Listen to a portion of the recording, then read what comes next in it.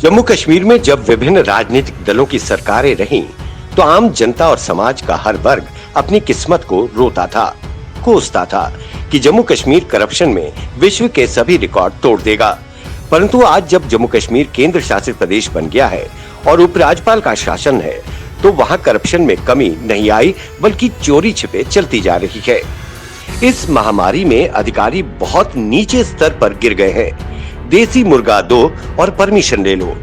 ऐसा हम इसलिए कह रहे हैं कि इस कोरोना महामारी के दौरान सरकार द्वारा जो अधिकारी लोगों की सेवा में नियुक्त किए गए हैं, वो लोगों की सेवा कम लेकिन लूट खसूट कर रहे हैं। आम जनता की परेशानियों का नाजायज फायदा उठा रहे हैं। आज हम बात कर रहे हैं जिला रियासी के पौनी के तहसीलदार की, जिनका रवैया देसी मुर्गा लेकर काम करने का है।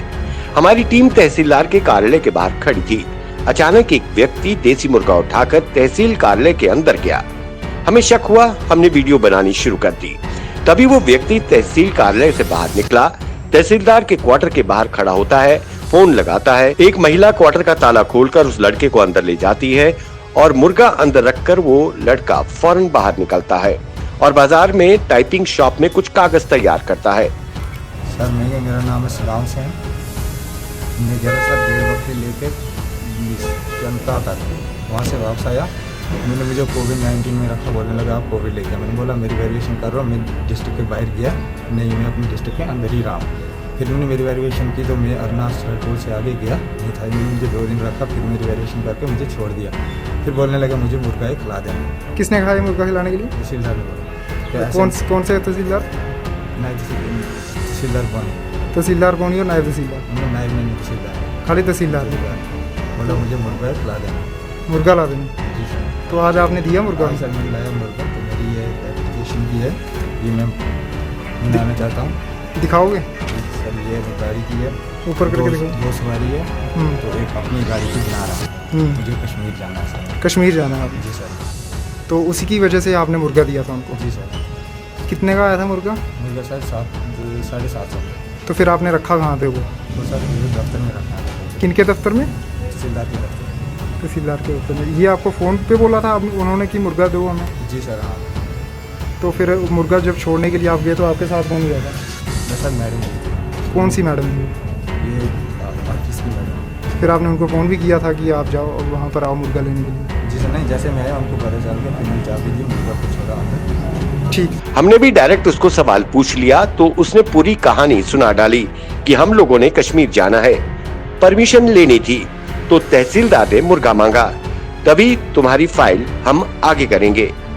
वहीं ये खबर शहर में फैल गई, लोगों का गुस्सा फूट पड़ा। वहीं एक सीनियर सिटीजन ने कहा कि तहसीलदार पर पहले भी बहुत सी शिकायतें उनके पास आती रहती थी। बिना लेन देन के ये तहसीलदार पौनी कोई कामकाज नहीं करता। अब आज का जो वाकया है, जो इस वक्त जो हमने सुना है कि वहाँ पर तहसीलदार साहब ने एक आदमी को ये दाड़ा मारा था कि अगर आप मुझे कुछ नहीं दोगे तो आपको क्वारंटाइन सेंटर में जो है वो भर्ती करवा दूंगा मैं।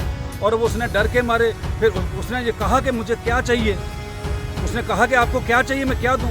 उसने फिर एक मुर्गा मंगवाया और तहसीलदार साहब को शर्म आनी चाहिए।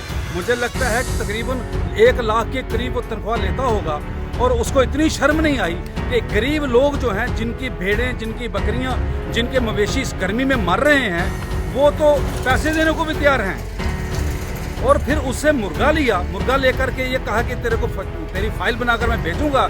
मैं डिप्टी कमिश्नर रियासी मैडम कमल चिप जी से ये गुजारिश करना चाहता हूँ कि ऐसे लोगों पर जरूर लगाम लगानी चाहिए कि जो गरीबों को इस तरह से बेदर्दी से ये लूट रहे हैं। और जब कोई बोलता है तो फिर ये कहते हैं कि एडमिनिस्ट्रेशन के खिलाफ बोलते हैं। अगर एडमिनिस्ट्रेशन के खिलाफ नहीं बोलें तो फिर क्या होगा? अगर हम भी ना बोलेंगे तो इनके लिए तो ये तमाशा बना हुआ, इनके लिए तो ये मजाक बना हुआ है, इनके लिए तो ये एक अड्डा बन गया है कि अपने अपने दफ्तरों में जिस तरह मर्जी ये लूटते जाएं लोगों को। हर फाइल बनाने के लिए इनको पैसा चाहिए, इनको मुर्गे चाहिए। अभी मेरे ख्याल में आगे आगे तो ये बकरों की डिमांड करेंगे। प्रशासन को इस पर कड़ी से कड़ी सजा देनी चाहिए। इस तरह जिला रियासी में भ्रष्टाचारी अधिकारी का होना बेहद शर्मनाक बात है।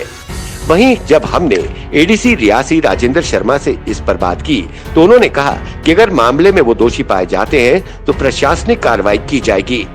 वहीं उन्होंने मामले की तहकीकात कराने का भरोसा दिया। देखिए, यहाँ तक ये मुर्गा देने वाली जो बात अभी आपने हमारे जहन में लाई है, तो ये वाकई ही बहुत गलत बात है। हम इसकी पूरी तहकीकात करेंगे। और यहाँ तक आपने कहा कि इस महामारी के दौरान अगर ये कोई ऐसी हरकत करता है, तो मैं ये आपके माध्यम से बताना चाहूँगा कि ये अगर महामारी ना भी हो, नॉर्मल सर्कमस्टांसिस में कोई भी किसी भी तरह की करप्शन, चाहे वो माइंड में है या कैश में है, तो वो नाकाबिले बर्दाश्त है। और जो आपने ये हमारे जहन में और हमारे नोटिस में ये बात लाई है मुर्गा देने की, तो डेफिनेटली इसके बारे में हम कार्रवाई करेंगे। और अगर ये सच्चाई पे मुमकिन हुई तो डेफिनेटली उस पर जो है, ये मैं आश्वासन देता हूँ, इस पर ये जो है हम इस तरह की कोई भी हरकत जो है वो बर्दाश्त नहीं की जाएगी। और डेफिनेटली इस पर सख्त से सख्त कार्रवाई की जाएगी। Bureau report, the earth news.